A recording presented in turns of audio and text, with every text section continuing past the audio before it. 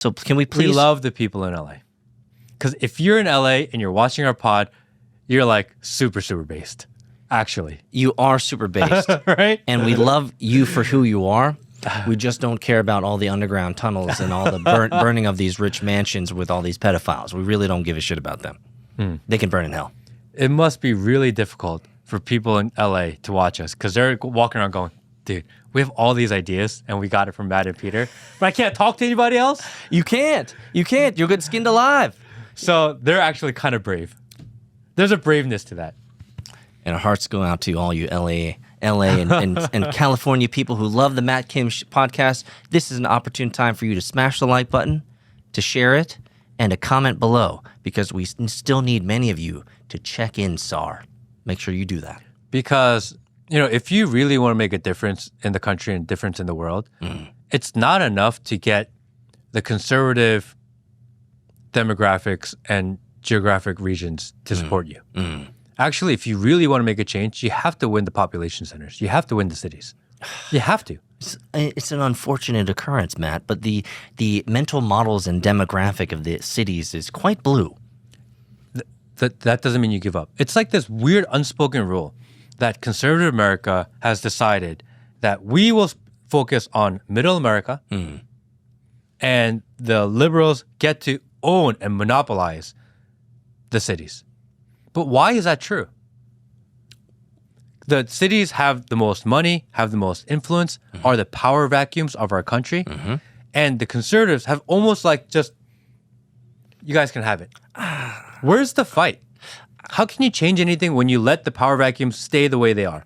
I think it's a function. I think it's a function of that grouping of people, right? When you have a bunch of people grouped in a similar location, geolocation, with no trade skills, with no sophistication, most of them are mentally handicapped and retarded, but they feel like they're important because they have a Snapchat and an Instagram profile of 1,500 I should get a followers. Snapchat. These people who live in cities are generally useless and would never understand that their food comes from trucks and the farms and people who actually work in the countryside. They don't realize that everything that they need for sustenance and survival is given to them by essentially conservative farmers and conservative industry workers. And so the amalgam of individuals in cities are usually low sophisticated, low IQ retards. And who wants to help them? I know I'm being facetious and kind of tongue-in-cheek here, but guys, understand my point, right? Conservatives are not going to go into that world and say, hey, let me help you become a real human being. I don't think it's a lack of education because they are extremely well educated, a lot of them. It's the fact that they're educated by indoctrinated systems. Well, yeah, they're not sophisticated is my point, yeah. So, but if that's the only access to education you have, then how can you blame them for believing what they've been told? You can't blame them for believing what they told because they're weak-minded and that's what they end up doing. But the problem is they, just like you said, power vacuum. They have all the power, though. So what has to happen is someone and some group has to go in there and offer alternative education. And education doesn't, and we have this idea that education means that, like grades. And if you go to school. But that's not education. Or organized learning. That's like so archaic, actually. Yes. And that's going to be a dead art in the future anyway. No doubt. Education is just learning. Yeah. You have to learn. You have to learn. You have to learn to think. You have to learn to critically think. You have to learn to think for yourself. You have to learn to take in various information and not be so biased. In order to change a culture, or in order to change society, you need to inject proper education, and you have to inject a higher level of culture. And those are the two things that actually have to go in. Higher level of education and higher level of culture to low IQ, different low IQ species who do not have the cognitive capacity to understand this stuff, Matt. It's not a good solution. Actually, it's the best solution because all it takes, if they are who you say they are, then if there are strong leadership and strong leaders that pull them, they will follow. They're more interested in making sure that they get their $7 latte in the morning, got picture for the gram. They're more interested in making sure that they rub shoulders with highfalutin celebrities in these famous cities. Like, Matt, you're asking for conservatives to inject themselves into a city and essentially become immediately a social pariah. Like, I don't. It's necessary. What- It's not about What being liberal, easy or not. blue-minded, what liberal, blue-haired sheepdog in the middle of New York City is going to give you a second of their day because you want to educate them on better ways and expanding their knowledge base so they understand that there's more to life than getting that $7 latte every morning at Starbucks? I think people are waking up. I think people can feel the digital prison walls closing in on them. You think so? I do. And I think this is the perfect time to kind of expand and get new people. How would you do it? I think it's just a matter of getting in there, figuring out how to talk to them in those areas, being able to relate to them. And I think it just takes leadership. Once we've had this conversation before in the past, is that if you show people one thing that makes them go, aha, that one aha moment gets them to a second aha, to a third aha. And all of a sudden you're like, holy shit, they've been lying to me this entire time. But everyone wakes up at a different time. Fair enough. And some people may be lost forever. But you don't need everyone. You just need enough. So this always reminds me of those fun stories that are prompted by the simple question, what radicalized you? I mean, for me, it's always COVID. Yeah. Yeah. Well, you've told the story, but that's what radicalized Matt is COVID, the lockdown. Of course, the lockdown was like the most authoritarian dystopian thing like we've ever experienced. And I've like started reframing how I see things. Okay, I'll explain it to you. Tell me more. So when we talk about COVID, we're like, Biden did this, Trump did this. Biden sent money here, Trump did this here. The Republicans did this, Democrats did this. The Democrat-run city, the Republican. When we talk about China, we don't go, oh, the conservatives are liberals or whatever in China. We never separate them by power. Or by political association. When we talk about UK, we just say UK. We don't divide them by political association. Talk about Brazil. Any country in the world, when you discuss them, you talk about them as a country because the leadership reflects the country. But here in the United States, we give them the ability to scapegoat each other.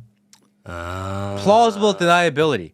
I didn't do it. The other side did it. Right. So in my mind, I started framing everything as Trump didn't do it, Biden did it. The president of the United States did this. Congress did this. That mayor did this. The governor did this. If you start holding them accountable to their title, all of a sudden you're like, holy shit, they are so corrupt. Yeah, and it removes all of the bias and all of the trauma of the blue versus red. Yes. It's just like, no, don't worry about the blue versus red. There's a man or a woman behind that action. That's who we need to focus on. Let me try, for example, to reframe COVID. Sure. The United States government funded research for coronavirus in bats in Wuhan, China. Proven and true. United States government did that. Fair. Once the virus hit the United States government shut down the country. True. After shutting down the country, the United States government fast-tracked an experimental vaccine, and the United States government forced their constituents and forced its citizens to take it. True. However, there's some gray in there because some would say that they weren't forced. However, they were greatly encouraged with loss of life and loss of job and prosperity to do so. Okay. The United States government used their legal right to propagandize the population and propagandize their population using the legal right to do so to convince people to take this vaccine. True. After all is said and done, we had an election and the new president or the previous president on the way out pardoned the United States government agency that was responsible for creating this problem. True. There you go.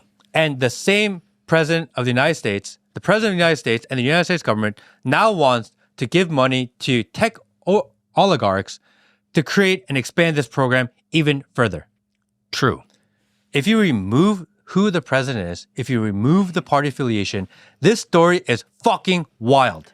Not only is it fucking wild, it actually sounds even worse. It's a million times worse. It actually sounds worse. And if you're in another country and you don't follow the party politics and you're looking at America and you're like, holy shit, look at what the president's done. These guys are Look at what the United States government does. Yeah, these guys are fast tracked to hell right now. like China. You thought you were a badass? You thought you were great at bringing the iron fist on your citizens? America's like, hold my beer, watch this. It's crazy how much responsibility that they're able to pass on to somebody else because they play party partisanship. Yeah. But the reality is that Congress is a mix of both. Yeah. The president represents the entire country, not just his party. And we shouldn't give them a pass and say, well, this president didn't do it, the other president did it, whatever. No, the presidents of the United States, there's only been a handful of them. Yeah. They enacted these policies. They start these wars. They give our money to foreign countries. They allow these black ops programs where they just hide trillions of dollars. Yes. And in the meantime, citizens of this country are fucking poor. No doubt. And if I can add one layer of abstraction, which I think is important, we just have a revolving door of presidents and leaders. At the end of the day, that revolving door has no problems when it comes to the undergirding and the financiers. The financiers have been there for decades. Yes. The true, they say the deep state, whatever you 100 want years. to call it. Yeah. Whatever you want to call it. The deep state, the real owners of the government, the oligarchs, the rich and the famous, etc. Maybe not even famous because they don't want to be named, right? But those are the ones who stay consistent through all of it. During all these 4-year terms and all these different administrations, at the end of the day, they're just rubber stamping what the Pfizers, what the big tech oligarchs are forcing anyway. So those are our real rulers, right? They have allowed all the unrest. They have allowed all the chaos. If anything, they've manufactured the chaos. They've manufactured the unrest. Yes, They've manufactured the division. They have. Yes. And they don't want us to notice them as one unit. If I could say something maybe egregious for the internet sleuths out there, I would say, in my estimation, 100% of all national crises in America are not some rando. It's the CIA or the FBI. Like that, I feel like is pretty a solid statement for me to say that 100% of all of the mass deletion events and all of the malfeasance and all of the crazy crises that are, and all these trauma bombings up and down, it's our 3-letter agencies against ourselves. And we are paying for all of it. Yes. When's the next Cybertruck bomb going to happen? That's the question. How much does that cost? Did that even happen? It totally got memory hold. Apparently, it turned the internet. According to the internet, maybe it didn't happen. Maybe That's crazy, isn't it? Maybe it was just a fever dream.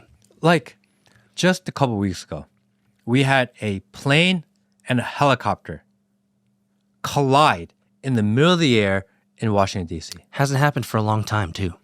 The very next day, a plane just nosedived straight into the ground and blew up like a huge bomb. People died. People actually died. Yes. That was important to the country for 24 hours, 36 hours at best. Maybe, yeah. I fly a lot. You fly a lot. I kind of want to know what happened. I would like to know what happened, frankly. I would like to know how a military helicopter, could crash into a passenger airplane in the middle of the air. I really feel like we should know that. Yes. And it's really important to a lot of people. Oh, yeah. But they memory hold it. It's gone. Don't worry about it, Tsar. Don't worry about it. Nothing to see here. Nothing to see here. This is not important. We don't want you noticing that something happened with the U.S. military running their helicopter into a passenger plane. Maybe if this happened in any other country, the news would say, oh my God, the United States government just blew up a plane. That's exactly what other countries would say. Oh, yeah, bro, absolutely. And the next line would be X, Y, and Z famous person or a politician or someone of note died in that. Because whenever a plane falls in Afghanistan or a helicopter, goes down in Ukraine, we know immediately who that person is, right? But when it comes to attacks on our own soil, we don't know anything. What, 300 people died? Yeah. 300 Americans died. Yeah. Every day in the news, if we had a free and fair media, we would be demanding answers on what happened there. Oh, yeah. Because Americans died. Yeah. Because a military helicopter ran into it. It's not even a passenger helicopter. Like, oh, it was a big mistake. No, this is a military helicopter that went straight into a passenger commercial airplane. This is like one of the most high-tech military helicopters fresh off the line that you could have. Like with all of the tech, all of the gear, all of the radars and sensors. I mean, and from, again, I'm an ignorant civilian, so I don't know anything, but I've watched a couple videos, and it looks like, in my opinion, that there is very good visibility out of the cockpit of that helicopter. So what do I know? They could have been wearing spec goggles or something. But I find it very hard to believe, Matthew, that the sophistication of our military is so bad that this would... We have videos of them with plenty of seconds. They're just floating in the air. And it's just like, come on, bro. Get out of here. How are we not demanding answers on that issue? It's actually pretty crazy. Because Americans are just move on to the next thing because we've been given this Pop-Tart of a next commercial, of the next thing that we need to... Actually, you know what we need to care about, Matt? What we need to care about is Taylor Swift getting booed at the Super Bowl. That is more important because I've seen so many people tweeting about what... I just forgot her name. Taylor Swift getting booed. Like, she's so non-important in my life. Shake it off. Just like that. I mean, Travis Kelce... Taylor Swift, that is what we need to be concerned about, Matthew. They will take an incident where 5 people die, and if it fits their narrative, they will flood you for 2 weeks on that narrative. Longer, yeah. Longer. It'll if be a it full fits month. their goal, if it helps their campaign, if it's something that's important to them, they will nonstop flood you with that idea for weeks. But something that's maybe exponentially bigger, they will memory hold that and nothing to see here. Thanks for watching the clip. If you want to see the full episode, click here. If you want to see more clips, click here.